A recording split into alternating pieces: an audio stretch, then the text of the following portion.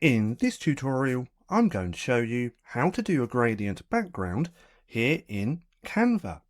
Now we have our design just here, and let's say we wanted to make the background gradient. Now first off, we want to click onto that background so we can come to where we change the colour, which is just here, where it says background colour. Now if we click on there, the easiest way to change this to a gradient is by clicking on this little plus icon, and then we have the gradient tab just here. Now you have a few different styles just here, so we can click on there to change the gradient style, just like that. Let's go with this first one, but to change the colour of these, we can simply click onto that colour and then add the hex code of our colour just here. Now we can also play around with this colour palette as well. So if we move this bar down to, let's go to yellow, let's make that a bit brighter as well.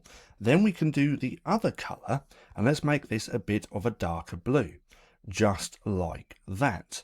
Now if you want to add more colours, we can simply click onto add a new gradient. Then we can choose the colour that we want, just like that.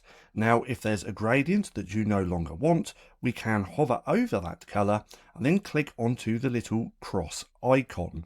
Now we only have this option when there's more than two colours.